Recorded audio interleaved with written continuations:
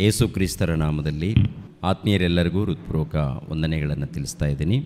ಪ್ರತಿಯೊಬ್ಬರು ಕೂಡ ಹೇಳಿರುವಂಥ ಅಂಶವನ್ನು ಮರೆಯದೆ ಹೃದಯದಲ್ಲಿ ಅದನ್ನು ಮತ್ತೆ ಪದೇ ಪದೇ ನೆನಪು ಮಾಡಿಕೊಳ್ಬೇಕು. ಮಲಗುವಂಥ ಸಮಯದಲ್ಲಿ ಅನೇಕ ಆಲೋಚನೆಗಳು ಬರ್ತಾ ಇರುತ್ತೆ. ಈ ಆಲೋಚನೆಗಳನ್ನು ತೆಗೆದು ನಾವು ಬೆಳಗ್ಗಿಂದ ಏನು ಕೇಳಿದ್ದೀವಿ ಅಂಥೇಳಿ ಅದನ್ನು ನೆನಪು ಮಾಡಿಕೊಳ್ಬೇಕು ಪ್ರಿಯ. ಆ ನೆನಪು ಮಾಡಿಕೊಂಡು ದೇವರ ವಚನಗಳನ್ನು ಅರ್ಥ ಮಾಡಿಕೊಂಡು ಆ ಸಮಯದಲ್ಲಿ ಮಲಗುವಂಥ ಆ ಸಮಯದಲ್ಲಿ ದೇವರನ್ನ ಕೊಂಡಾಡುತ್ತಾ ಹಾಗೇ ನಿದ್ದೆ ಮಾಡ್ತಾ ಇರಬೇಕು. ಆವಾಗ ದೇವರ ವಚನಗಳು ಹೃದಯದಲ್ಲಿ ಸೇರಿಕೊಳ್ಳುತ್ತೆ. ಮಲಗುವಂಥ ಸಮಯದಲ್ಲಿ ಧ್ಯಾನಿಸುವಾಗ ದೇವರ ವಾಕ್ಯಗಳಿರುತ್ತೆ ನೋಡಿ, ಅದು ಹೃದಯದಲ್ಲಿ ಸೇರಿಕೊಳ್ಬೇಕಾದ್ರೆ ಈ ಧ್ಯಾನದಲ್ಲಿ ಇರಬೇಕು ಪ್ರಿಯರೇ, ಯಾವಾಗಲೂ ಇರಬೇಕು. ಖಂಡಿತವಾಗಿ ಮಲಗುವಂತಹ ಸಮಯದಲ್ಲಿ ಇದನ್ನು ನಾವು ಪಾಲಿಸಬೇಕು. ಆವಾಗ ಆತ್ಮಿಕವಾಗಿ ನಾವು ಹೆಚ್ಚಾಗಿ ಬೆಳೆಯೋದಕ್ಕೆ ಅವಕಾಶ ಇರುತ್ತೆ. ಮತ್ತೊಂದು ಅಂಶವನ್ನು ನಾನು ನಿಮ್ಮೊಟ್ಟಿಗೆ ಹಂಚ್ಕೊಳ್ತಾ ಇದ್ದೀನಿ. ಯೇಸು ಕ್ರಿಸ್ತನ ಸಾರೂಪ್ಯವು ಯಾವಾಗ ನಮ್ಮಲ್ಲಿ ಉಂಟಾಗುತ್ತೆ? ಯೇಸು ಕ್ರಿಸ್ತನ ಸಾರೂಪ್ಯವು ಯಾವಾಗ ನಮ್ಮಲ್ಲಿ ಉಂಟಾಗುತ್ತೆ ಎಂಬ ಅಂಶವನ್ನು ನಿಮ್ಮೊಟ್ಟಿಗೆ ಮಾತನಾಡ್ತಾ ಇದ್ದೀನಿ. ಯೇಸು ಕ್ರಿಸ್ತನ ಸಾರೂಪ್ಯವು ಅಂದರೆ ಯೇಸು ಕ್ರಿಸ್ತನ ಸ್ವರೂಪ. ಇದು ಅಪೊಸ್ತಲನಾಗಿರುವಂಥ ಪೌಲನು ಗಲತದವರಿಗೆ ಬರೆದ ಪತ್ರಿಕೆಯನ್ನು ಬರೆಯುವಾಗ ಈ ಮಾತನ್ನು ನೆನಪು ಮಾಡ್ತಾನೆ.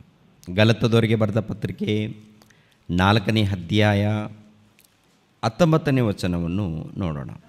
ನನ್ನ ಪ್ರಿಯವಾದ ಮಕ್ಕಳೇ, ಕ್ರಿಸ್ತನ ಸಾರೂಪ್ಯವು ನಿಮ್ಮಲ್ಲಿ ಉಂಟಾಗುವ ತನಕ ನಿಮಗೋಸ್ಕರ ತಿರುಗಿ ಪ್ರಸವ ವೇದನೆ ಪಡುತ್ತೇನೆ ಅಂತಾರೆ. ಕ್ರಿಸ್ತನ ಸಾರೂಪ್ಯವು ಯಾವಾಗ ಉಂಟಾಗುತ್ತೆ? ಸತ್ತ ಮೇಲೆ ಉಂಟಾಗುತ್ತಾ ಅಥವಾ ಬದುಕಿರುವಾಗ ಉಂಟಾಗಬೇಕಾ ಅಂತೇಳಿ ಒಂದು ಸಾರಿ ವಾಕ್ಯದ ಮೂಲಕ ನೀವೆಲ್ಲರೂ ಕೂಡ ಪರಿಶೋಧನೆ ಮಾಡಬೇಕು. 2ನೇ ಆಗಮನದಲ್ಲಿದೆ ನೋಡಿ. 2ನೇ ಆಗಮನದಲ್ಲಿ ಯಾರು ನಿಜವಾಗಲೂ ಭೂಲೋಕದಲ್ಲಿ ಯಥಾರ್ಥವಾಗಿ ಯಾರು ಬದುಕಿರ್ತಾರೋ ಅವರಿಗೆ ಮಹಿಮೆ ಶರೀರ ಬರುತ್ತೆ. ಅಂದರೆ ಪರಲೋಕಕ್ಕೆ ಹೋಗಬೇಕಾದ್ರೆ ಆ ಮಹಿಮೆ ಶರೀರವನ್ನು ನಾವು ಧರಿಸ್ಕೊಳ್ಬೇಕು. ಅದು ಯಾವಾಗಪ್ಪ ಅಂತ ನೋಡುವಾಗ ಯೇಸು ಕ್ರಿಸ್ತರು 2ನೇ ಆಗಮನದಲ್ಲಿ ನೀತಿವಂತರು ಎದ್ದು ಬರ್ತಾರೆ, ಅನೀತಿವಂತರು ಕೂಡ ಎದ್ದು ಬರ್ತಾರೆ. ನೀತಿವಂತರು ಮಹಿಮೆ ಶರೀರವನ್ನು ಧರಿಸಿಕೊಂಡು ಪರಲೋಕಕ್ಕೆ ಹೋಗ್ತಾರೆ. ಎಲ್ಲರೂ ಗಮನಿಸಬೇಕು, ಎಲ್ಲರಿಗೂ ಈ ಕಡೆ ಗಮನಿಸಬೇಕು. ಈ ಒಂದು ಕಾರ್ಯಕ್ರಮ ಯಾರಿಗಾಗಿ ಹೇಳಿ ಪ್ರಿಯರೇ? ಎಲ್ಲರಿಗಾಗ, ನಮಗಾಗ, ನಿಮಗಾಗಿ ನಮಗಾಗಿ, ನಿಮಗೂ ನಮಗೂ ಈ ಒಂದು ಕೆಲಸ ಇದೆ. ನಾವು ನೀವು ನಿತ್ಯ ಜೀವವನ್ನು ಪಡ್ಕೊಳ್ಬೇಕು, ಹೌದಲ್ವ? ನಿತ್ಯ ಜೀವವನ್ನು ಪಡ್ಕೊಳ್ಬೇಕಾದ್ರೆ ಕಲಿಬೇಕಾದಂಥ ಪಾಠಗಳು ಸ್ವಲ್ಪ ಇದೆಯಾ ಬಹಳ ಇದೆ ಅಂತ ನೋಡುವಾಗ ಏನ್ರಿ ಬಹಳ ಇದೆ ಪ್ರಿಯರೇ. ಆದ್ದರಿಂದ ನಮ್ಮ ಗಮನ ಎಲ್ಲಿರ್ಬೇಕು ಹೇಳಿ? ಈ ಕಡೆ ಇರಲಿ. ಇದು ಆತ್ಮಕ್ಕೆ ಆಹಾರ. ದೇಹಕ್ಕೆ ಆಹಾರ ಏನಪ್ಪ ಅಂದರೆ ಬೆಳಿಗ್ಗೆ 8 ಗಂಟೆಗೆ ಒಂದು ಸಾರಿ, ಮಧ್ಯಾಹ್ನ 1:30ಗೆ ಮತ್ತೊಂದು ಸಾರಿ, ರಾತ್ರಿ ಮಲಗುವಾಗ ಮತ್ತೊಂದು ಸಾರಿ, 3 ಸಾರಿ ಗಟ್ಟಿ ಊಟ ಇದಕ್ಕೆ ಬೀಳುತ್ತೆ. ಮಧ್ಯದಲ್ಲಿ ಅವಾಗವಾಗ ಚಿಕ್ಕ ಚಿಕ್ಕ ಏನಪ್ಪ ಅಂದರೆ ಏನ್ರಿ ಒಂದು ಆ ಕಾಳು ಈ ಕಾಳು ಅಂತೇಳಿ ಹೊಟ್ಟೆಯಲ್ಲಿ ಹಾಕ್ತಾ ಇರ್ತೀವಿ. ಇದು ಶರೀರಕ್ಕೆ. ಆತ್ಮಕ್ಕೆ ಬೇಕಾದಂಥ ಆಹಾರ ಇದೆಯಲ್ಲ ಇವಾಗ ಕೊಡುವಂಥದ್ದು. ಯಾವಾಗ ಒಂದು ಟೈಮು ಈ ಸಭೆಯಾಗಿ ಕೂಡುವಂಥದ್ದು, ಇಲ್ಲಾಂದರೆ ಒಂದು ಆರಾಧನೆ ಕಾರ್ಯಕ್ರಮದಲ್ಲಿ ನಡೆಯುವಾಗ ದೇವರು ಪ್ರತ್ಯೇಕವಾಗಿ ಕೊಡುವಂಥ ಆಹಾರ ಆಲ್ರೆಡಿ ಬೈಬಲ್ನಲ್ಲಿ ಎಲ್ಲ ಬರೆದು ಕೊಟ್ಟಿದ್ದಾರೆ. ಮತ್ತು ನಾವು ಸಭೆಯಾಗಿ ಕೂಡುವಾಗ ಪ್ರಿಯರ ದೇವರ ಮಕ್ಕಳಿರ ಅನೇಕ ವಿಷಯಗಳನ್ನು ನಾವು ತಿಳ್ಕೊಳ್ತೀವಿ. ಆದ್ದರಿಂದ ನಮ್ಮ ಗಮನ ಎಲ್ಲ ಕೂಡ ದೇವರ ವಾಕ್ಯದ ಮೇಲೆ ಇರಬೇಕು ಪ್ರಿಯರೇ. ಇಲ್ಲಿ ನಾವು ನೋಡಿದ್ದೇವೆ, ನನ್ನ ಪ್ರಿಯವಾದ ಮಕ್ಕಳೇ, ಕ್ರಿಸ್ತನ ಸಾರೂಪ್ಯವು ನಿಮ್ಮಲ್ಲಿ ಉಂಟಾಗುವ ತನಕ ನಿಮಗೋಸ್ಕರ ತಿರುಗಿ ಪ್ರಸವ ವೇದನೆ ಪಡುತ್ತೇನೆ. ಅಂದರೆ ಇಲ್ಲಿ ಬದುಕಿರುವಾಗ ನಡೆಯುತ್ತಾ ಅಥವಾ ಸತ್ತ ಮೇಲೆ ನಡೆಯುತ್ತಾ ಅಂದರೆ ಬದುಕಿರುವಾಗ ಕ್ರಿಸ್ತನ ಸಾರೂಪ್ಯವನ್ನು ಧರಿಸ್ಕೊಳ್ಬೇಕಂತೆ. ಯಾವಾಗಂತೇಳಿ? ನಾವು ಈ ಲೋಕದಲ್ಲಿ ಜೀವಿಸುವಂಥ ಈ ಕಾಲದಲ್ಲಿ ಕ್ರಿಸ್ತನ ಸಾರೂಪ್ಯವು, ಯೇಸು ಕ್ರಿಸ್ತರ ಸಾರೂಪ್ಯವು ಅಂದರೆ ಯೇಸು ಕ್ರಿಸ್ತರ ಸ್ವರೂಪ. ಯಾರ ಸ್ವರೂಪ ಪ್ರಿಯರೇ? ಯೇಸು ಕ್ರಿಸ್ತರ ಸ್ವರೂಪ. ಯೇಸು ಕ್ರಿಸ್ತರ ಸ್ವರೂಪವನ್ನು ಧರಿಸ್ಕೊಳ್ಬೇಕಾದ್ರೆ ಪ್ರಿಯರಾದ ದೇವರ ಮಕ್ಕಳಿರ ಒಂದು ಸಾರಿ ನಾವು ಯೋಚನೆ ಮಾಡಬೇಕು. ಇವಾಗ ಕ್ರೈಸ್ತನ ಸ್ವರೂಪ ಯಾರ ಸ್ವರೂಪ ಹೇಳಿ? ದೇವರ ಪ್ರತಿರೂಪ. ಯೇಸು ಕ್ರಿಸ್ತರು ಯಾರ ಪ್ರತಿರೂಪ? ದೇವರ ಪ್ರತಿರೂಪ ಅಂತ ನೋಡ್ತೀವಿ. ಯೇಸು ಕ್ರಿಸ್ತರ ಸಾರೂಪ್ಯವನ್ನು ನಾವು ಧರಿಸಿಕೊಂಡಾಗ ನಮ್ಮ ಬದುಕುಗಳು, ನಮ್ಮ ಜೀವಿತ ಹೇಗಿರುತ್ತೆ? ಇವಾಗ ಪ್ರಾರಂಭದಲ್ಲಿ ಆದಾಮನಿದ್ದಾನೆ ಪ್ರಿಯರೇ. ಆದಾಮನು ಯಾರ ಸ್ವರೂಪ ಅಂತ ನೋಡ್ತೀವಿ? ದೇವರ ಸ್ವರೂಪ. ಆದಾಮನ ಮೂಲಕ ಹುಟ್ಟಿರುವಂಥ ಮನುಷ್ಯರೆಲ್ಲರೂ ಕೂಡ ದೇವರ ಸ್ವರೂಪಗಳೇ, ಹೌದಲ್ವ? ಅದರಲ್ಲಿ ಪ್ರತ್ಯೇಕವಾಗಿ ಪುರುಷನಿಗೆ ದೇವರ ಹೋಲಿಕೆ ಅಂತ ಹೇಳ್ತಾರೆ, ಸ್ತ್ರೀಯರಿಗೆ ಪುರುಷನ ಹೋಲಿಕೆ ಅಂತ ಹೇಳ್ತಾರೆ. ಅದು ಇನ್ನೊಂದು ಸಬ್ಜೆಕ್ಟು. ಒಂದೇ ಮಾತಲ್ಲಿ ಹೇಳಬೇಕಂದ್ರೆ ಮನುಷ್ಯರೆಲ್ಲರೂ ಕೂಡ ದೇವರ ಸ್ವರೂಪ ಅಂತೇಳಿ ಪ್ರಾರಂಭದಲ್ಲಿ ಹೇಳ್ತಾರೆ. ಆ ದೇವರ ಸ್ವರೂಪ ಪ್ರತಿ ಮನುಷ್ಯರಲ್ಲಿ ಇದೆಯಾ ಅಥವಾ ದೂರವಾಗಿದೆಯಾ ಅಂತ ನೋಡುವಾಗ, ಇವಾಗ ಆದಾಮನಲ್ಲಿ ಪ್ರಾರಂಭದಲ್ಲಿ ದೇವರ ಸ್ವರೂಪ ಇರುತ್ತೆ. ದೇವರ ಸ್ವರೂಪ ಇದ್ದಾಗ ಹೇಗೆ ಅವರು ಬದುಕ್ತಾರೆ, ಅವರು ಹೇಗೆ ಅವರು ಜೀವಿಸ್ತಾರೆ, ಅವ್ರ ಮೂಲಕ ಎಂಥ ಕಾರ್ಯಕ್ರಮಗಳು ನಡೆಯುತ್ತೆ ಅಂತ ನೋಡುವಾಗ ಆದಿಕಾಂಡ 1ನೇ ಅಧ್ಯಾಯ 26 ಒಂದ್ಸರಿ ನೋಡಿ. ಆದಿಕಾಂಡ 1ನೇ ಅಧ್ಯಾಯ 26. ಆಮೇಲೆ ದೇವರು ನಮ್ಮ ಸ್ವರೂಪದಲ್ಲಿ ನಮ್ಮ ಹೋಲಿಕೆಗೆ ಸರಿಯಾಗಿ ಮನುಷ್ಯರನ್ನು ಉಂಟು ಮಾಡೋಣ. ಆಮೇಲೆ ದೇವರು ನಮ್ಮ ಸ್ವರೂಪದಲ್ಲಿ ನಮ್ಮ ಹೋಲಿಕೆಗೆ ಸರಿಯಾಗಿ ಮನುಷ್ಯರನ್ನು ಉಂಟು ಮಾಡೋಣ. ಈ ಆದಾಮನ ಯಾವ ಸ್ವರೂಪ ಅಂತ ನೋಡುವಾಗ ದೇವರ ಸ್ವರೂಪ. ದೇವರ ಸ್ವರೂಪದಲ್ಲಿ ಇದ್ದಂತ ಆದಾಮನು ದೇವರ ಕೆಲಸ ಮಾಡಿದ್ದಾನೆ, ದೇವರ ಕೆಲಸ ಹಾಳು ಮಾಡಿದ್ದಾನೆ. ಏನ್ ಮಾಡಿದ್ದಾನೆ? ದೇವರ ಕೆಲಸ ಮಾಡಿದ್ದಾನ ಅಥವಾ ದೇವರ ಕೆಲಸ ಹಾಳು ಮಾಡಿದ್ದಾನ? ದೇವರ ಸ್ವರೂಪದಲ್ಲಿ ಇದ್ದಾಗ ಏನು ಕೆಲಸ ನಡೆದಂತ ಒಂದ್ಸರಿ ಗಮನಿಸಿ. ಅದೇ ಆದಿಕಾಂಡ 2ನೇ ಅಧ್ಯಾಯ 19ನೇ ವಚನವನ್ನು ನೋಡಿ. ಆದಿಕಾಂಡ 2ನೇ ಅಧ್ಯಾಯ 19ನೇ ವಚನ. ಆಗ ಆತನು ಎಲ್ಲಾ ಭೂಜಂತುಗಳನ್ನು, ಆಕಾಶದ ಪಕ್ಷಿಗಳನ್ನು ಮಣ್ಣಿನಿಂದ ನಿರ್ಮಿಸಿ ಇವುಗಳಿಗೆ ಆ ಮನುಷ್ಯನು ಏನೇನು ಹೆಸರಿಡುವನು ನೋಡೋಣ ಎಂದು ಅವನ ಬಳಿಗೆ ಬರಮಾಡಿದನು. ಮನುಷ್ಯನು ಒಂದೊಂದು ಪ್ರಾಣಿಗೆ ಯಾವ್ಯಾವ ಹೆಸರಿಟ್ಟನೋ ಅದೇ ಹೆಸರಾಯಿತು. ಹೀಗೆ ಆ ಮನುಷ್ಯನು ಎಲ್ಲಾ ಪಶುಗಳಿಗೂ, ಆಕಾಶದ ಪಕ್ಷಿಗಳಿಗೂ, ಕಾಡು ಮೃಗಗಳಿಗೂ ಹೆಸರಿಟ್ಟನು. ಆದರೆ ಆ ಮನುಷ್ಯನಿಗೆ ಸೆರೆ ಬೀಳುವ ಸಹಕಾರಿ ಕಾಣಿಸಲಿಲ್ಲ. ನೋಡಿ ಪ್ರಿಯರಾದ ದೇವರ ಮಕ್ಕಳೇ, ಎಷ್ಟು ದಿನಗಳಲ್ಲಿ ನಡೆದಿದೆ ಪ್ರಿಯರೇ?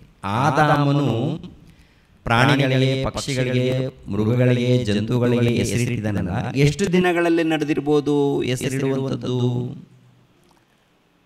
ಎಷ್ಟು ದಿನ ಸಮಯ ಹಿಡಿದಿರುತ್ತೆ? ನಮ್ಮ ಮಕ್ಕಳಿಗೆ ಹುಟ್ಟಿದಾಗ ನಾಮಕರಣ ಮಾಡ್ತೀವಿ.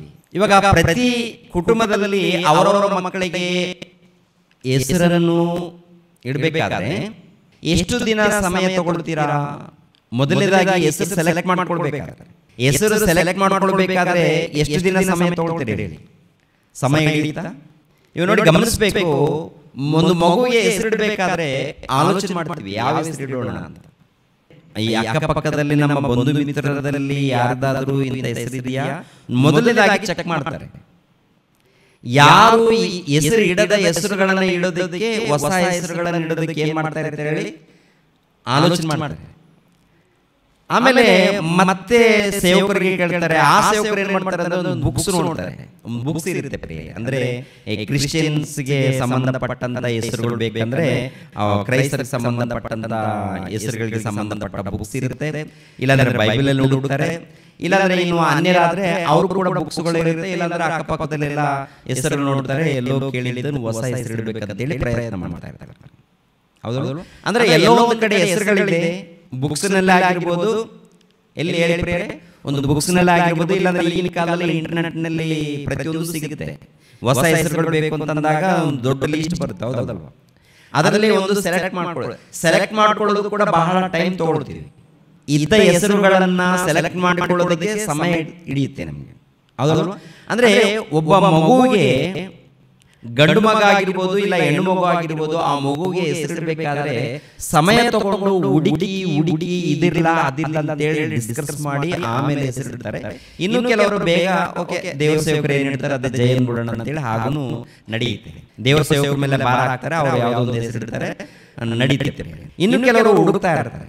ಹುಡುಗುವಂಥದ್ದು ನೋಡುವಾಗ ಇದ್ದ ಹೆಸರುಗಳನ್ನು ಹುಡುಕ್ತಾರ ಅಥವಾ ಹೊಸ ಹೆಸರುಗಳಂತ ನೋಡುವಾಗ ಹೊಸ ಹೆಸರುಗಳಲ್ಲಿ ಪಟ್ಟಿ ನೋಡ್ತಾರೆ, ಬುಕ್ಸ್ ಅಲ್ಲಿ ಇಲ್ಲ ಇಂಟರ್ನೆಟ್ ಅಲ್ಲಿ ನೋಡ್ತಾರೆ, ಹುಡುಕ್ತಾರೆ, ಟೈಮ್ ಹಿಡಿಯುತ್ತೆ. ಆದರೆ ಈಗ ಆದಮನ ಹೆಸರಿಡಬೇಕು. ಎಷ್ಟು ಪ್ರಾಣಿ ಪಕ್ಷಿಗಳಿಗೆ ಹೆಸರಿಡಬೇಕು ಹೇಳಿ? ಪ್ರಪಂಚ ದೇಶದಲ್ಲಿ ಎಷ್ಟು ಪ್ರಾಣಿಗಳು, ಎಷ್ಟು ಜೀವರಾಶಿಗಳಿದೆ ಅಂತ ಗೊತ್ತು ನಮಗೆ? 84 ಲಕ್ಷ ಜೀವರಾಶಿಗಳಿದೆ ಅಂತ ಗೊತ್ತು ಪ್ರೇಯರ್, ಹೌದಲ್ವ? ಎಷ್ಟು ಲಕ್ಷ? 84 ಲಕ್ಷ ಜೀವರಾಶಿಗಳಿದೆ ಅಂತ ನಾವು ಮಾತಾಡ್ಕೊಳ್ತೀವಿ. ಇವಾಗ 84 ಲಕ್ಷ ಜೀವರಾಶಿಗಳಿರುವಾಗ ಈ ಎಲ್ಲ ಜೀವರಾಶಿಗಳು ಒಂದೇ ದಿನ ಬಂದಿದೆಯಾ, ಟೈಮ್ ಹಿಡಿದಿದೆಯಾ? 84 ಲಕ್ಷ ಅಂದರೆ ಲೈನ್ ನಿಂತ್ಕೋಬೇಕಂದ್ರೆ ಎಷ್ಟು ದಿನ ಟೈಮ್ ಹಿಡಿಯುತ್ತೆ ಪ್ರೇಯರ್ ನೋಡುವಾಗ? ಲೈನ್ ನೋಡಿ ಒಂದು ಸರಿ ಚೆಕ್ ಮಾಡಿ. 1000 ಮಂದಿ ಲೈನ್ ನಿಂತ್ಕೊಂಡ್ರೆ ಎಷ್ಟಿರುತ್ತೆ? 2000 ಮಂದಿ ಇಲ್ಲ 10,000 ಮಂದಿ ಇಲ್ಲ 1,00,000 ಮಂದಿ ಲೈನ್ ನಿಂತ್ಕೊಂಡ್ರೆ ಹೆಂಗಿರುತ್ತೆ ರೀ? 1,00,000 ಮಂದಿ ಲೈನ್ ನಿಂತ್ಕೊಂಡಿದ್ದಾರೆ ಅಂತ ತಿಳ್ಕೊಳ್ಳಿ, ಹೇಗಿರುತ್ತೆ ಹೇಳಿ? ಇವಾಗ 84 ಹೋಗಲಿ, ಒಂದು ಸ್ವಲ್ಪ ಒಂದು 10 ಲಕ್ಷ ತೆಗೆದುಬಿಡೋಣ, ಸುಮಾರು ಸ್ವಲ್ಪ ಲಕ್ಷ ಅಂದ್ಕೊಳ್ಳೋಣ, ಒಂದು 50 ಲಕ್ಷ ಅಂದ್ಕೊಳ್ಳೋಣ. ಇವೆಲ್ಲ ಕ್ಯೂ ನಿಂತ್ಕೊಂಡ್ರೆ ಅವಕ್ಕೆಲ್ಲ ಹೆಸರಿಡಬೇಕಾದ್ರೆ ಅದು ಕೂಡ ಇಟ್ಟ ಹೆಸರು ಇಡದೆ ಹೊಸ ಹೊಸ ಹೆಸರುಗಳನ್ನು ಇಡಬೇಕು, ತಕ್ಕ ಹಾಗೆ ಇಡಬೇಕು. ಸುಲಭನ ಕಷ್ಟನ?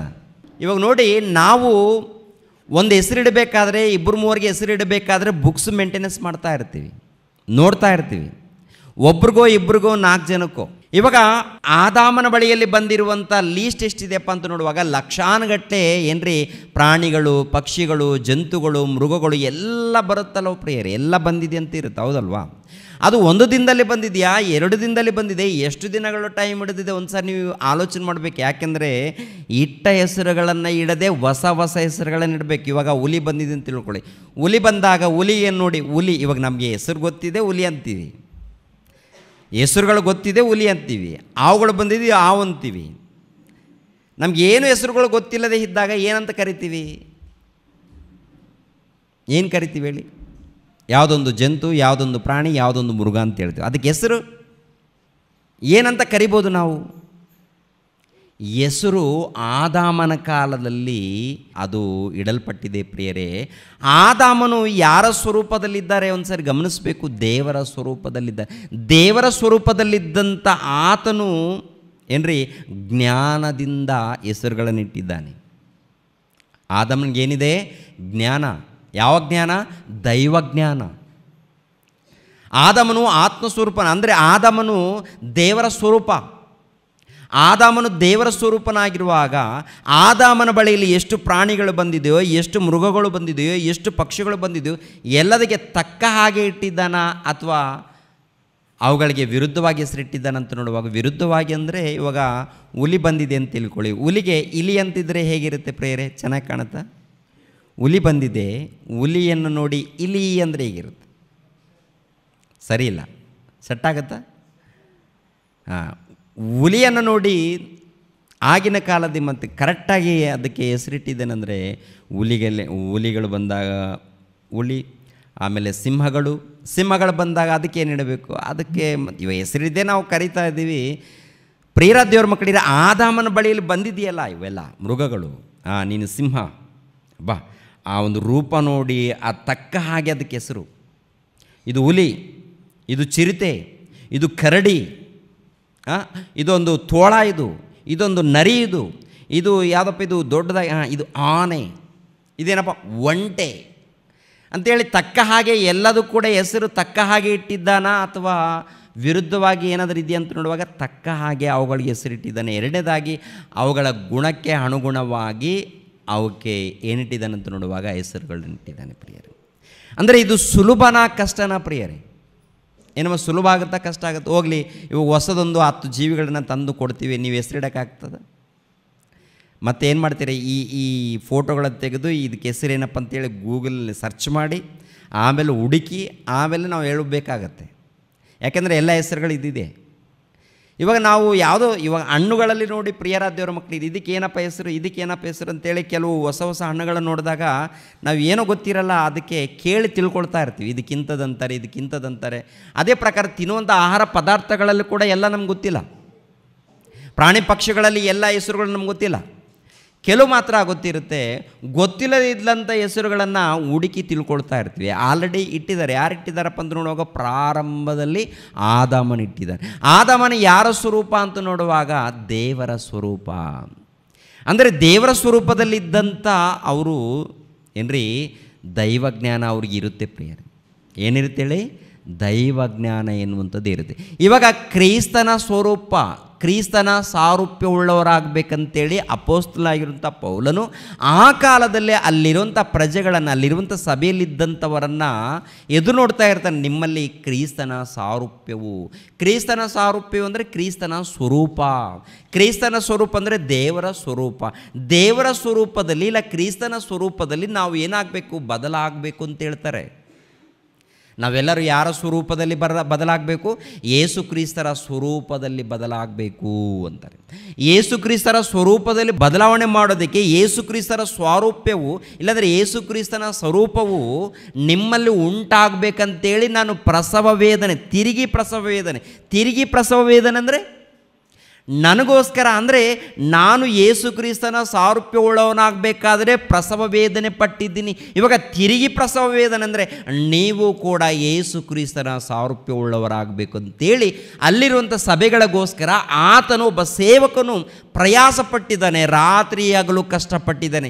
ಈಗಿನ ಕಾಲದಲ್ಲಿದ್ದಂಥ ಸೇವಕರು ಏನು ಮಾಡ್ತಾರಪ್ಪ ಅಂತ ನೋಡುವಾಗ ಏನ್ರಿ, ಪ್ರಯಾಸ ಪಡೋರು ಒಳ್ಳೆ ಸೇವಕರಿದ್ದಾರೆ, ಅಂಥವ್ರ ಬಗ್ಗೆ ನಾನು ಮಾತಾಡ್ತಾ ಇಲ್ಲ. ಕೆಲವರು ಏನು ಮಾಡ್ತಾ ಇರ್ತಾರಂತ ನೋಡುವಾಗ ಏನ್ರಿ, ನಮ್ಮನ್ನು ನುಂಗೋದಕ್ಕೆ ಪ್ರಯತ್ನ ಮಾಡ್ತಾ ಇರ್ತಾರೆ. ಹೌದಲ್ವ? ನಮ್ಮನ್ನು ಏನು ಮಾಡೋದಕ್ಕೆ? ನುಂಗೋದಕ್ಕೆ, ನಮ್ಮ ರಕ್ತವನ್ನು ಕುಡಿಯೋದಕ್ಕೆ ಪ್ರಯತ್ನ ಮಾಡುವಂಥ ಈ ಸಮಾಜದಲ್ಲಿ ಸುಳ್ಳು ಸೇವಕರಿದ್ದಾರೆ. ಅಂಥವ್ರ ವಿಷಯದಲ್ಲಿ ನೀವು ಜಾಗೃತಿಯಾಗಿರಬೇಕು. ಅವ್ರು ಹೆಂಗಿದ್ರು ಪಕ್ಕಕ್ಕಿಡೋಣ. ಇವಾಗ ದೇವರ ಸಭೆಯಲ್ಲಿ ನಾವೆಲ್ಲರೂ ಬಂದಿದ್ದೀವಿ. ನಾವೆಲ್ಲರೂ ಯಾರ ಸ್ವರೂಪ್ಯವುಳ್ಳವರಾಗಬೇಕಂತ ಹೇಳ್ತಾರೆ? ಕ್ರಿಸ್ತನ ಸಾರೂಪ್ಯವುಳ್ಳವರಾಗಬೇಕು ಅಂತ ಹೇಳ್ತಾರೆ ಅವರು. ಇವಾಗ ಆಗಿನ ಕಾಲದಲ್ಲಿ ಅವ್ರಿಗೆ ಹೇಳಿದ್ದಾರೆ, ಈಗಿನ ಕಾಲದಲ್ಲಿ ಅದೇ ಮಾತನ್ನು ತಂದೆಯಾದ ದೇವರು ನಮ್ಮನ್ನು ಕುರಿತು ನೆನಪು ಮಾಡ್ತಾರೆ. ನಾವೆಲ್ಲರೂ ಯಾರ ಸ್ವರೂಪ? ದೇವರ ಸ್ವರೂಪವಾಗಬೇಕು. ಒಂದು ಕಾಲದಲ್ಲಿ ಏನಾಗಿದೆಯಪ್ಪ ಅಂತ ನೋಡುವಾಗ ದೇವರ ಸ್ವರೂಪವನ್ನು ಪ್ರಾರಂಭದಲ್ಲೇ ಕಳ್ಕೊಂಡಿದ್ದೀವಿ. ಪಾಪದ ಸ್ವರೂಪ ಅಂದರೆ ಪ್ರಿಯರಾದ ದೇವರ ಮಕ್ಕಳಿರ ಈ ಲೋಕಕ್ಕೆ ಸಂಬಂಧಪಟ್ಟಂಥ ದುಷ್ಟನ ಸ್ವರೂಪವನ್ನು, ದುಷ್ಟನ ತತ್ವವನ್ನು ಧರಿಸಿಕೊಂಡು ಪಾಪದ ಅಂಧಕಾರದ ದೊರೆತನದಲ್ಲಿ ನಾವು ಜೀವಿಸುವಂಥವರಾಗಿದ್ದೀವಿ. ಅದು ನಮ್ಮೆಲ್ಲರನ್ನ ಬಿಡಿಸಿ ಏನ್ರಿ, ಈ ಅಂಧತ್ವದಲ್ಲಿ ಪಾಪದ ದೊರೆತನದಲ್ಲಿ ಇದ್ದಂಥ ನಮ್ಮನ್ನು ಬಿಡಿಸಿ ಯಾರು ಬಿಡಿಸಿದ್ದಾರೆ? ಯೇಸು ಕ್ರಿಸ್ತರು. ಯಾರು ಬಿಡಿಸಿದ್ದಾರೆ? ಯೇಸು ಕ್ರಿಸ್ತರು ಬಿಡಿಸಿ ನಮ್ಮನ್ನು ಎಲ್ಲಿಗೆ ಸೇರಿಸಿದಾರಪ್ಪ ಅಂತ ನೋಡುವಾಗ ತನ್ನ ಸಭೆಯಲ್ಲಿ, ಯೇಸು ಕ್ರಿಸ್ತರ ಸಭೆಯಲ್ಲಿ, ಇಲ್ಲಾಂದರೆ ಯೇಸು ಕ್ರಿಸ್ತರ ದೇಹದಲ್ಲಿ ಸೇರಿಸಿದ್ದಾರೆ. ಯೇಸು ಕ್ರಿಸ್ತರ ದೇಹವೆಂಬ ಸಭೆಯಲ್ಲಿ ಸೇರಿಸಿದ್ದಾರೆ. ಯೇಸು ಕ್ರಿಸ್ತರ ದೇಹವೆಂಬ ಸಭೆಯಲ್ಲಿ ಸೇರಿಸಿರುವಾಗ ಆ ಸಭೆಯಲ್ಲಿ ಸಭೆಯಲ್ಲಿ ಅಂದರೆ ಒಂದು ಕಟ್ಟಡ ಅಲ್ಲ ಪ್ರಿಯರೇ. ಸಭೆ ಅಂತಂದರೆ ಒಂದು ಭವನ ಅಲ್ಲ ಪ್ರಿಯರೇ. ಸಭೆ ಅಂದರೆ ಒಂದು ಕಡೆ ಇರುವಂಥದ್ದಲ್ಲ. ಟೋಟಲ್ ಸಭೆ ಅಂದರೆ ಭೂಲೋಕದಲ್ಲಿ ಎಲ್ಲ ಮೂಲೆಯಲ್ಲಿ ಇದ್ದಂಥ ಕ್ರಿಸ್ತನ ಸಭೆ, ಯೇಸು ಕ್ರಿಸ್ತರ ಸಭೆ. ಯೇಸು ಕ್ರಿಸ್ತರ ಸಭೆಯಲ್ಲಿ ನಾವು ಯಾವಾಗ ಸೇರಿಸಲ್ಪಡ್ತೀವಿ? ಯೇಸು ಕ್ರಿಸ್ತರ ದೇಹದಲ್ಲಿ ಯಾವಾಗ ಸೇರಿಸಲ್ಪಡ್ತೀವಿ? ಯಾವಾಗ ನಾವು ದೀಕ್ಷೆ ಸ್ಥಾನ ಪಡ್ಕೊಳ್ತೀವೋ ಅವಾಗ ಕ್ರಿಸ್ತನ ದೇಹದಲ್ಲಿ, ಇಲ್ಲಾಂದರೆ ಕ್ರಿಸ್ತನ ರಾಜ್ಯದಲ್ಲಿ, ಯೇಸು ಕ್ರಿಸ್ತರ ಸಭೆಯಲ್ಲಿ ಸೇರಿಸಲ್ಪಡ್ತೀವಿ. ಸೇರಿಸಲ್ಪಟ್ಟ ಮೇಲೆ ಏನಾಗಬೇಕಂತ ಹೇಳ್ತಾರೆ ಇಲ್ಲಿ ನೋಡುವಾಗ? ಕ್ರಿಸ್ತನ ಸಾರೂಪ್ಯವುಳ್ಳವರಾಗಿ ಉಂಟಾಗಬೇಕು. ಕ್ರಿಸ್ತನ ಸಾರೂಪ್ಯವು, ಕ್ರಿಸ್ತನ ಸ್ವರೂಪವು ನಿಮ್ಮಲ್ಲಿ ಉಂಟಾಗಬೇಕಂತೇಳಿ ನಾನು ತಿರುಗಿ ಏನಾಗ್ತಾ ಇದ್ದೀನಿ? ಪ್ರಸವ ವೇದನೆ ಅಂದರೆ ಅರ್ಥ ಏನಪ್ಪ ಅಮ್ಮ? ಪ್ರಸವ ವೇದನೆ ಅಂದರೆ ಮಕ್ಕಳನ್ನು ಅಡಿಯುವಂಥ ಸಮಯದಲ್ಲಿ ಏನ್ರಿ, ಮಕ್ಕಳನ್ನು ಅಡಿಯುವಂಥ ಸಮಯ ಇರುತ್ತಲ್ಲ, ಆ ಸಮಯ ಪ್ರಸವ ವೇದನೆ ಪಡುವಂಥ ಸಮಯ, ನರಳಾಟ. ಹೌದಲ್ಲ? ಮಕ್ಕಳನ್ನು ಒಂದು ಕಾಲದಲ್ಲಿ ಮಕ್ಕಳನ್ನು ಪಡೆಯುವಂಥ ಆ ಕಾಲದಲ್ಲಿ ಏನ್ರಿ, ಔಷಧಿ ಸರಿಯಾದ ರೀತಿಯಲ್ಲಿ ಸಿಗ್ತಾ ಇರಲಿಲ್ಲ. ಡಾಕ್ಟ್ರು ಏನಪ್ಪ ಅಂದರೆ ಯಾವಾಗೋ ಅಂದರೆ ಎಲ್ಲೋ ದೂರ ಇರ್ತಾಯಿದ್ರು. ಮಕ್ಕಳನ್ನು ಪಡೆಯುವಂಥ ಸಮಯದಲ್ಲಿ ತುಂಬ ಗೋಳಾಡ್ತಾಯಿದ್ರು ಒಂದು ಕಾಲದಲ್ಲಿ.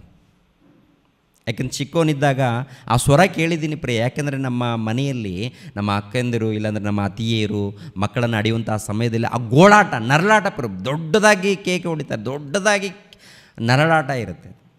ಇವಾಗ ಏನು ಮಾಡ್ತಾರೆ, ಆ ನೋವು ಬಾರದಂತೆ ಟಕ್ಕಂತ ಇಂಜೆಕ್ಷನ್ ಮಾಡ್ತಾರೆ. ಕೆಲವರಿಗೆ ಡೆಲಿವರಿ ಒಂದು ರೀತಿಯಲ್ಲಿ ನೋವು ಏನಾಗುತ್ತೆ ಅಂತ ನೋಡುವಾಗ ಆಗಿನ ಕಾಲದಲ್ಲಿದ್ದಂಥ ಆ ನೋವು ಅನುಭವಿಸದೆ ಸುಲಭವಾಗಿ ಡೆಲಿವರಿ ಆಗೋ ಥರ ಏನು ಮಾಡ್ತಾ ಇರ್ತಾರೆ, ಔಷಧಿ ಕೊಡುವಂಥದ್ದು ನೋಡ್ತೀವಿ. ಇನ್ನು ಕೆಲವರು ಅಂದರೆ ಆಪ್ರೇಷನ್ ಮಾಡಿಸ್ಕೊಡ್ತಾರೆ, ಬೇಗ ತೆಗಿರಿಪ್ಪ, ಇವೆಲ್ಲ ನೋವು ಬರೋದು ಬೇಡ ನಮಗೆ ಅಂತ. ಪ್ರಸವ ವೇದನೆ ಪಟ್ಟು ಮಗುವನ್ನು ಹಡಿದ್ರೇ ಆ ಬೆಲೆ ಏನಂದು, ಮಗುವಿನ ಬೆಲೆ ಏನೋ ನಿನಗೆ ಗೊತ್ತಾಗುತ್ತಮ್ಮ, ಆ ಬೆಲೆ ಗೊತ್ತಾಗುತ್ತೆ. ಅದೇ ಪ್ರಕಾರ ಸಭೆಯಲ್ಲಿದ್ದಂಥ ವಿಶ್ವಾಸಿಗಳನ್ನು ಆತ್ಮಿಕವಾಗಿ ಬೆಳೆಸಬೇಕಾದ್ರೆ ಪ್ರಸವ ವೇದನೆ ಅಂತ ತಿರ್ಬೇಕು. ಈಗಿನ ಕಾಲದಲ್ಲಿ ಪ್ರಿಯರ ದೇವ್ರ ಮಕ್ಕಳೆಲ್ಲ ಲೋಕದ ಆಸೆಗಳನ್ನು ಅದು ಇದು ತೋರಿಸ್ತಾರೆ, ಬಂದ್ಬಿಡಿ ದೇವರನ್ನ ನಂಬಿಕೊಳ್ಳಿ ನಿಮ್ಗೆ ಅದು ಬರುತ್ತೆ ಇದು ಬರುತ್ತೆ ಅಂತ ಆಸೆಗಳನ್ನು ತೋರಿಸ್ತಾರೆ, ಸಭೆಯನ್ನು ತುಂಬಿಸ್ತಾರೆ. ಅದು ಪ್ರಯೋಜನ ಇಲ್ಲ. ಏನು ಆಸೆಗಳನ್ನು ತೋರಿಸದೆ ದೇವರ ಜ್ಞಾನದಲ್ಲಿ ಬೆಳೆಸಬೇಕಾಗುತ್ತೆ, ಅದು ನಾವು ಮಾಡಬೇಕಾಗುತ್ತೆ. ಅದು 1ನೇ ಶತಮಾನದಲ್ಲಿ ಅಪೋಸ್ತಲರು ಮಾಡಿದ್ದಾರೆ, ಪೌಲನು ಮಾಡಿದ್ದಾರೆ. 1ನೇ ಶತಮಾನದಲ್ಲಿ ಆ ಕ್ರೈಸ್ತರು ಅವರು ಅಭಿವೃದ್ಧಿ ಮಾಡಿದ್ದಾರೆ. ಪ್ರೇರೆ ಒಟ್ಟಿನಲ್ಲಿ ನಾವೆಲ್ಲರೂ ಕ್ರಿಸ್ತನನ್ನು ಧರಿಸಿಕೊಳ್ಬೇಕು, ಕ್ರಿಸ್ತನ ಮನಸ್ಸುಳ್ಳವರಾಗಿ ಜೀವಿಸಬೇಕು, ಕ್ರಿಸ್ತನ ಸಾರೂಪ್ಯವನ್ನು ನಾವು ಧರಿಸಿಕೊಳ್ಬೇಕು. ನಾವು ಆತನ ಸಾರೂಪ್ಯವು, ಆತನ ಸ್ವರೂಪವು ನಾವು ಧರಿಸ್ಕೊಳ್ಬೇಕು, ನಾವು ನಮ್ಮಲ್ಲಿ ಉಂಟಾಗಬೇಕು ಆತನ ಸ್ವರೂಪ ಅಂತೇಳಿ.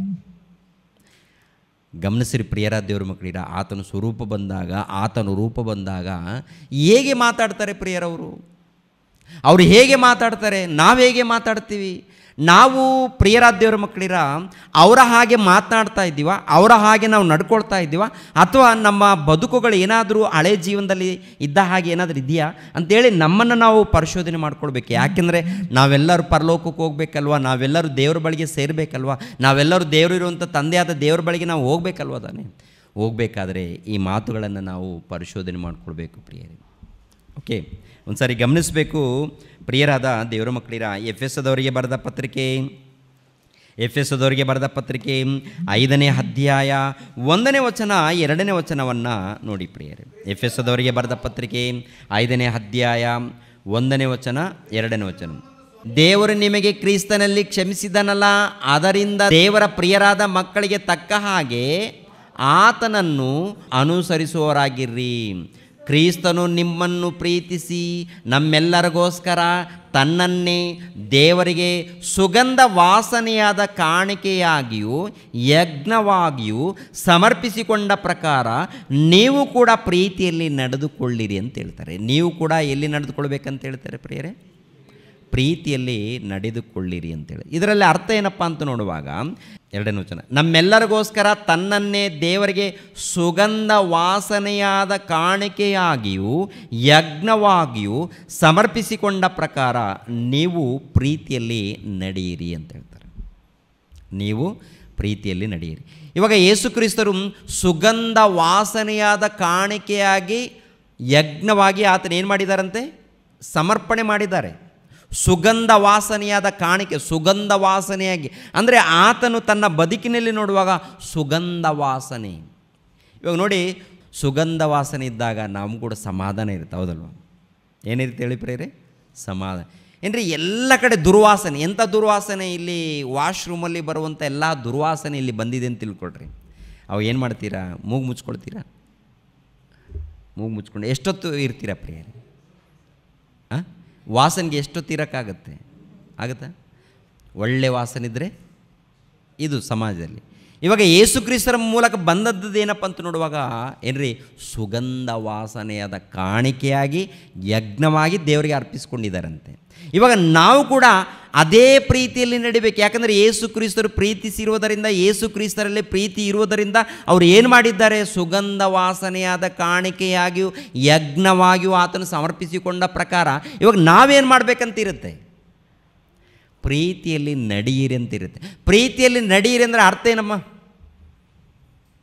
ನಾವು ಸಹ ಅಂದರೆ ಅರ್ಥ ಏನು?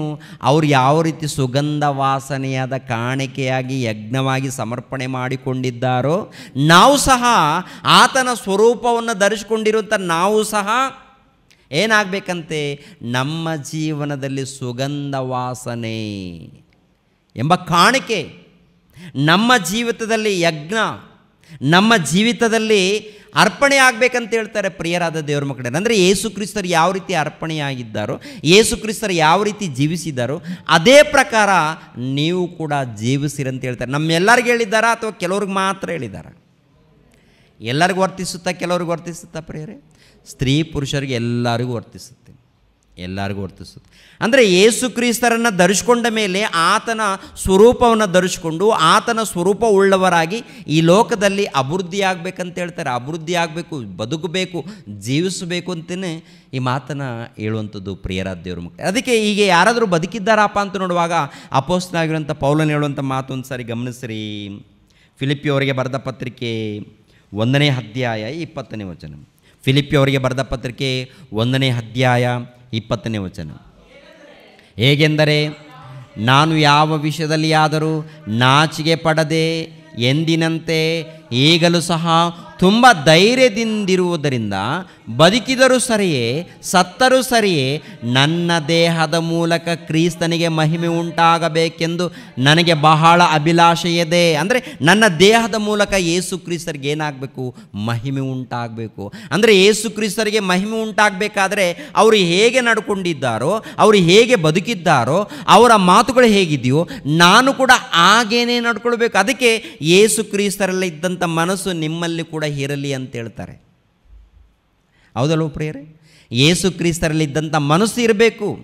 ಅದಕ್ಕೆ ಅಪೊಸ್ತಲನಾಗಿರುವಂಥ ಪೌಲನು ಹೇಳುವಂಥ ಮಾತೇನಪ್ಪ ಅಂತ ನೋಡುವಾಗ, ನಾನು ಕ್ರಿಸ್ತನನ್ನು ನೋಡಿ ನಡ್ಕೊಂಡಿದ್ದೀನಿ, ಆತನು ಯಾವ ರೀತಿ ನಡ್ಕೊಂಡಿದ್ದಾನೋ, ಆತನು ಯಾವ ರೀತಿ ಮಾತನಾಡಿದ್ದಾನೋ ಅದೇ ಪ್ರಕಾರ ನಾನು ಕೂಡ ಮಾತನಾಡಿದ್ದೀನಿ, ನಾನು ಕೂಡ ನಡ್ಕೊಂಡಿದ್ದೀನಿ.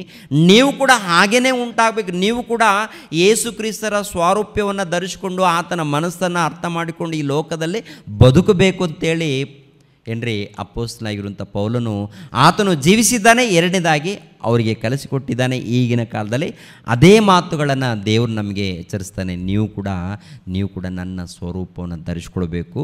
ನನ್ನ ಸಾರೂಪ್ಯವನ್ನು ಧರಿಸ್ಕೊಂಡ್ರೆ ಹೇಗಿರುತ್ತೆ ಬದುಕು? ಹೇಗಿರುತ್ತೆ ಬದುಕುಗಳು? ಹೇಗಿರುತ್ತೆ ಪ್ರಿಯರೇ? ನಮ್ಮಲ್ಲಿ ಯೇಸು ಕ್ರಿಸ್ತರು ಕಾಣ್ತಾರಂತೆ. ನಮ್ಮಲ್ಲಿ ಯಾರು ಕಾಣ್ತಾರೆ? ಯೇಸು ಕ್ರಿಸ್ತರು ಕಾಣುವಂಥದ್ದು.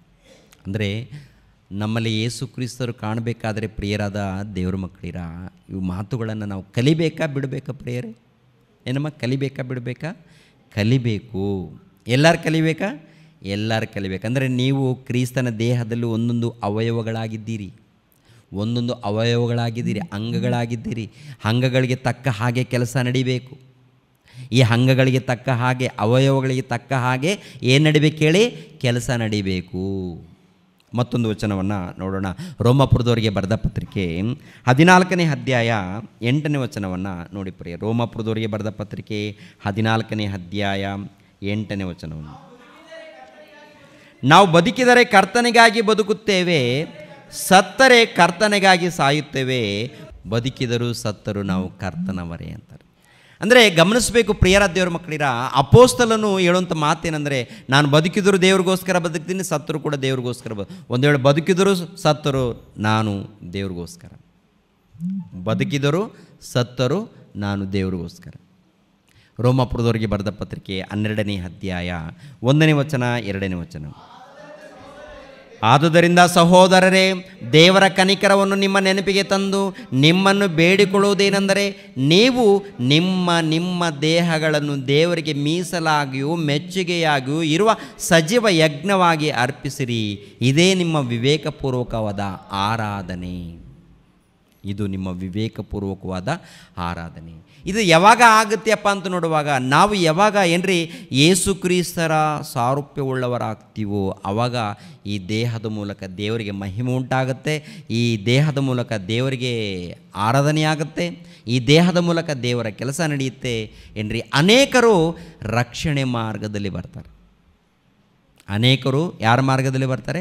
ರಕ್ಷಣೆ ಮಾರ್ಗದಲ್ಲಿ. ಅದಕ್ಕೆ ಅಪೊಸ್ತಲರಾಗಿರ್ಬೋದು, ಪೌಲನಾಗಿರ್ಬೋದು, 1ನೇ ಶತಮಾನದಲ್ಲಿ ಕ್ರೈಸ್ತರಾಗಿರ್ಬೋದು, ಇವರೆಲ್ಲರೂ ಕೂಡ ಯೇಸು ಕ್ರಿಸ್ತರನ್ನು ಅರ್ಥ ಮಾಡಿಕೊಂಡು ಅವರು ತಮ್ಮ ಬದುಕಿನಲ್ಲಿ ದೇವರ ಸ್ವರೂಪವನ್ನು ಅವರು ಏನ್ರಿ ಧರಿಸಿಕೊಂಡು ದೇವರ ಸಾರೂಪ್ಯವುಳ್ಳವರಾಗಿ ಈ ಲೋಕದಲ್ಲಿ ಉನ್ನತರಾಗಿ ಅವರು ಬದುಕಿದ್ದಾರೆ. ಇವಾಗ ನಾವು ಅದೇ ರೀತಿಯಲ್ಲಿ ಬದುಕ್ತಾ ಇದ್ದೀವಾ?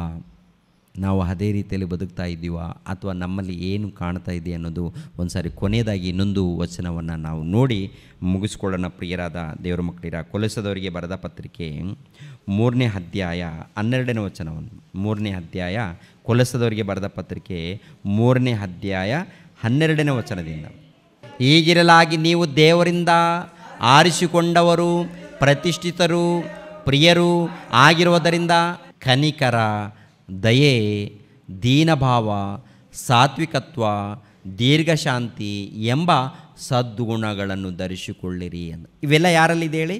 ಕ್ರಿಸ್ತನಲ್ಲಿದೆ. ಹೌದಲ್ವ? ಯಾರಲ್ಲಿದೆ? ಕ್ರಿಸ್ತನಲ್ಲಿದೆ. ಇವಾಗ ನಾವು ಕ್ರಿಸ್ತನ ಸಾರೂಪ್ಯವುಳ್ಳವರಾಗಿ, ಅಂದರೆ ಕ್ರಿಸ್ತನ ಸ್ವರೂಪವುಳ್ಳವರಾಗಿ ನಾವು ಇಲ್ಲಿ ಕಂಡು ಬರಬೇಕು. ಅಂದರೆ ಕ್ರಿಸ್ತನ ಸಾರೂಪ್ಯವು ನಮ್ಮಲ್ಲಿ ಉಂಟಾಗಿದೆ ಅನ್ನೋದಕ್ಕೆ ರುಜುಗಳೇನಪ್ಪ ಅಂತ ನೋಡುವಾಗ ಇಲ್ಲಿ ಹೇಳ್ತಾರೆ ನೋಡಿ, ಹೀಗಿರಲಾಗಿ ನೀವು ದೇವರಿಂದ ಆರಿಸಿಕೊಂಡವರು, ಪ್ರತಿಷ್ಠಿತರು, ಪ್ರಿಯರೂ ಆಗಿರುವುದರಿಂದ ಕನಿಕರ, ದಯೆ, ದೀನಭಾವ, ಸಾತ್ವಿಕತ್ವ, ದೀರ್ಘಶಾಂತಿ ಎಂಬ ಸದ್ಗುಣಗಳನ್ನು ಧರಿಸಿಕೊಳ್ಳಿರಿ.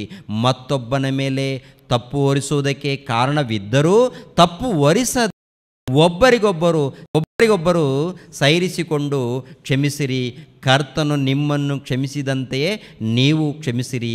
ಇದೆಲ್ಲದರ ಮೇಲೆ ಪ್ರೀತಿಯನ್ನು ಧರಿಸಿಕೊಳ್ಳಿರಿ. ಅದು ಸಮಸ್ತವನ್ನು ಸಂಪೂರ್ಣ ಮಾಡುವ ಬಂಧವಾಗಿದೆ ಅಂತಾರೆ. ಏನು ಮಾಡುತ್ತೆ? ಸಮಸ್ತವನ್ನು ಸಂಪೂರ್ಣ ಮಾಡುವ ಬಂಧವಾಗಿದೆ. ಕ್ರಿಸ್ತನಿಂದಾದ ಸಮಾಧಾನವು ನಿಮ್ಮ ಹೃದಯಗಳಲ್ಲಿ ಯಾಜಮಾನನಂತಿದ್ದು ತೀರ್ಪು ಹೇಳಲಿ. ನೀವು ಒಂದೇ ದೇಹಕ್ಕೆ ಸೇರಿದವರಾದ್ದರಿಂದ ಸಮಾಧಾನದಿಂದಿರುವುದಕ್ಕಾಗಿ ಕರೆಯಲ್ಪಟ್ಟವರು. ಅಂದರೆ ನಮಗೆ ಯಜಮಾನ ಏನಾಗಿರ್ಬೇಕಂತ ನೋಡುವಾಗ ಇಲ್ಲಿ ಸಮಾಧಾನ ಎನ್ನುವಂಥದ್ದು ಇದೆ ನೋಡಿ. ಈ ಸಮಾಧಾನ ಎನ್ನುವಂಥದ್ದೇ ನಿಮ್ಮಲ್ಲಿ ಯಜಮಾನನಾಗಿರಬೇಕು, ಒಬ್ಬ ಅಧಿಕಾರನಾಗಿ. ಒಳಗಡೆ ಅಧಿಕಾರ, ಸಮಾಧಾನ ಎನ್ನುವಂಥದ್ದು, ಪ್ರೀತಿ ಎನ್ನುವಂಥದ್ದು, ಇವನ್ನು ಧರಿಸಿಕೊಡ್ರಿ ಅಂತ ಹೇಳ್ತಾರೆ. ಅಂದರೆ ಯೇಸು ಕ್ರಿಸ್ತರ ಒಂದು ಸಾರೂಪ್ಯವು ನಮ್ಮಲ್ಲಿ ಕಂಡು ಬರಬೇಕಾದ್ರೆ ಇವೆಲ್ಲ ಗುಣಗಳು ನಮ್ಮಲ್ಲಿ ಇರಬೇಕು ಅಂತ ಹೇಳುವಂಥದ್ದು. ಪ್ರತಿ ಕ್ರೈಸ್ತರಲ್ಲಿ ಇರಬೇಕಾ ಬಿಡಬೇಕಾ ಪ್ರೇರೆ? ಈ ಮಾತು ದೇವರು ಹೇಳಿದ್ದ ಅಥವಾ ನಾವು ಹೇಳಿದ್ದ? ದೇವರು ಹೇಳಿದ್ದು. ಯೇಸು ಕ್ರಿಸ್ತರ ಮೂಲಕ, ಅಂದರೆ ಪವಿತ್ರ ಆತ್ಮನ ಮೂಲಕ ತಾನೇ ಬರೆಸಲ್ಪಟ್ಟಿದೆ. ಅಂದರೆ ಪ್ರತಿಯೊಬ್ಬರಲ್ಲಿ ಖಂಡಿತವಾಗಿ ಇರಬೇಕಾ ಬಿಡಬೇಕಾ? ನಮ್ಮ ಹೃದಯಗಳಲ್ಲಿ ಸೇರಿಸ್ಕೊಳ್ಬೇಕು. ಇವುಗಳನ್ನು ನಾವು ಅಭ್ಯಾಸ ಮಾಡಿಕೊಳ್ಬೇಕಂತ ಹೇಳ್ತಾರೆ. ಎಷ್ಟು ಅದ್ಭುತವಾದಂಥ ಜೀವನ ಪ್ರೇರಿ! ಈ ಲೋಕದಲ್ಲಿ ಉನ್ನತವಾದಂಥ ಮನುಷ್ಯ ಅಂದರೆ, ಶ್ರೇಷ್ಠವಾದಂಥ ಮನುಷ್ಯ ಅಂದರೆ ಯೇಸು ಕ್ರಿಸ್ತರ ಸಾರೂಪ್ಯವನ್ನು ಧರಿಸಿಕೊಂಡು ಅದರ ಹಾಗೆ ನಡ್ಕೊಳ್ಳುವಂಥ ಪ್ರತಿ ಮನುಷ್ಯ ಉನ್ನತವಾದಂಥ ಮನುಷ್ಯನಾಗ್ತಾನೆ. ಹಾಗೆ ಇದ್ದಾಗ ದೇವರು ಇಷ್ಟಪಡ್ತಾರೆ. ಯಾರು ಇಷ್ಟಪಡ್ತಾರೆ ಹೇಳಿ? ದೇವರು ಇಷ್ಟಪಡ್ತಾರೆ. ಸಮಾಜ ಇಷ್ಟಪಟ್ಟರು ಪಡದಿದ್ದರೂ ಕೂಡ ಪರವಾಗಿಲ್ಲ. ಮೊಟ್ಟ ಮೊದಲು ಯಾರು ಇಷ್ಟಪಡಬೇಕು? ದೇವರು ಇಷ್ಟಪಡ್ತಾರೆ. ದೇವರು ಇಷ್ಟಪಟ್ಟಾಗ ಈ ಸಮಾಜದಲ್ಲಿ ಒಬ್ಬರಿಗೂ ಕೂಡ ಅನ್ಯಾಯ ಆಗಲ್ಲ, ನಮ್ಮಿಂದ ಒಬ್ರಿಗೂ ಅನ್ಯಾಯ ಆಗಲ್ಲ, ಒಬ್ರಿಗೂ ಮೋಸ ಆಗಲ್ಲ ಬೇರೆ. ಅವಾಗ ಏನಾಗುತ್ತೆ ಅಂತ ನೋಡುವಾಗ ನಮ್ಮನ್ನು ಕುರಿತು ಆಲೋಚನೆ ಮಾಡ್ತಾರೆ, ವಿಚಾರ ಮಾಡ್ತಾರೆ. ಈ ಮನುಷ್ಯನೇನಪ್ಪ, ಈ ಮನುಷ್ಯನಿಲ್ದಂಥ ಗುಣ ಏನು, ಏನು ಈತನಲ್ಲಿ ಏನು ಕಾಣ್ತಾ ಇದೆ ಅಂದರೆ ಅವಾಗ ಆತನಲ್ಲಿ ಯೇಸು ಕ್ರಿಸ್ತರ ಒಂದು ಗುಣ ಕಾಣ್ತಾ ಅಂತೇಳಿ ಅರ್ಥ ಮಾಡ್ಕೊಳ್ತಾರೆ, ದೇವರನ್ನ ಮಹಿಮೆ ಪಡಿಸ್ತಾರೆ. ಆ ರೀತಿ ಪ್ರತಿಯೊಬ್ಬರು ಕೂಡ ಇರಬೇಕು ಅಂತೇಳಿ ದೇವರು ಎದುರು ನೋಡ್ತಾ ಇದ್ದಾರೆ. ಹಾಗೆ ಇದ್ದರೆ ಅದ್ಭುತ ಪ್ರಿಯರಾದ ಮಕ್ಕಳಿಗೆ. ಅದಕ್ಕೆ ಅಂಥ ಭಕ್ತರ ಮೂಲಕ ಒಳ್ಳೆ ಕ್ರಿಯೆಗಳು ನಡೆದಿದೆ, ಸಭೆಗಳು ಸ್ಥಾಪನೆಯಾಗಿದೆ, ಅನೇಕ ಪ್ರಾಂತಗಳಲ್ಲಿ ಸುವಾರ್ತೆ ನಡೆದಿದೆ ಏನ್ರಿ. ಅನೇಕರನ್ನು ರಕ್ಷಣೆ ಮಾರ್ಗದಲ್ಲಿ ನಡೆಸಿದ್ದಾರೆ. ಅನೇಕ ಉನ್ನತ ಕಾರ್ಯಕ್ರಮಗಳನ್ನು ಅವರೆಲ್ಲರೂ ಮಾಡಿದ್ದಾರೆ. ಅದೇ ಪ್ರಕಾರ ಈಗಿನ ಕಾಲದಲ್ಲಿ ನಾವೆಲ್ಲರೂ ಕೂಡ ಆತನ ಸ್ವರೂಪವನ್ನು ಧರಿಸಿಕೊಂಡು ಏನ್ರಿ ಆತನ ಸ್ವರೂಪವುಳ್ಳವರಾಗಿ ಜೀವಿಸಿದಾಗ ಅದ್ಭುತವಾದಂಥ ಸಭೆಯಾಗಿರುತ್ತೆ. ಅಲ್ಲಿ ಏನಿರಲ್ಲ ಹೇಳಿ? ಅಲ್ಲಿ ಹೊಟ್ಟೆ ಕಿಚ್ಚು ಇರಲ್ಲ, ಅಲ್ಲಿ ಏನ್ರಿ ದ್ವೇಷ ಇರಲ್ಲ, ಹಾಗೆ ಇರಲ್ಲ. ಅಲ್ಲಿ ಏನಿರುತ್ತೆ ಗೊತ್ತಾ? ಸಮಾಧಾನ ಇರುತ್ತೆ, ನೆಮ್ಮದಿ ಇರುತ್ತೆ, ಶಾಂತಿ ಇರುತ್ತೆ, ಭಯ ಇರಲ್ಲ, ಭಕ್ತಿ ಇರುತ್ತೆ. ಯಾವಾಗಲೂ ಏನ್ರಿ ದೇವರ ಸಹವಾಸದಲ್ಲಿ ಇರೋದಕ್ಕೆ ಇಷ್ಟಪಡ್ತಾರೆ. ಆಗಿದ್ದವರು ಭಾಗ್ಯವಂತರು, ಧನ್ಯರು, ಅವರು ಶ್ರೇಷ್ಠರು. ಆ ಸ್ಥಾನ ನಾವು ಏನ್ರಿ ಮಿಸ್ ಮಾಡ್ಕೋಬಾರ್ದು, ಅದನ್ನು ಕಳೆದುಕೊಳ್ಬಾರ್ದು, ಅದನ್ನು ಕಾಪಾಡಿಕೊಳ್ಬೇಕು. ಓಕೆ, ಯಾಕೆಂದರೆ ಸಮಯ ಇಲ್ಲ. ಪ್ರಿಯರಾದ ದೇವ್ರ ಮಕ್ಕಳಿಗೆ ಇವಾಗ ಬೇಗ ನೀವು ಈ ಕಾರ್ಯಕ್ರಮ ಮುಗಿಸ್ತೀವಿ ಪ್ರೇರೆ. ಯಾಕೆಂದರೆ ಮಧ್ಯಾಹ್ನ 3 ಗಂಟೆಗೆ ಪರೀಕ್ಷೆ ಇರುವುದರಿಂದ ನಾವು ಬೇಗ ಮುಗಿಸ್ತಾ ಇದ್ದೀವಿ. ಇದ್ರ ಬಗ್ಗೆ ಮತ್ತೊಂದು ಸಾರಿ ಇನ್ನು ಹೆಚ್ಚಾದ ಒಂದು ಅಂಶವನ್ನು ನಾನು ಮಾತನಾಡೋದಕ್ಕೆ ಇಷ್ಟಪಡ್ತೀನಿ. ಯಾಕೆಂದರೆ ಸಮಯ ಆಯಿತು.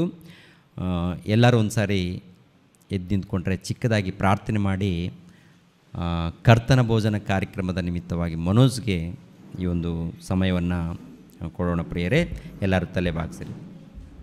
ನಮ್ಮನ್ನು ಬಹಳವಾಗಿ ಪ್ರೀತಿಸುವಂಥ ನಮ್ಮ ತಂದೆಯಾದ ದೇವರೇ, ನಿಮಗೆ ಸ್ತೋತ್ರಗಳು.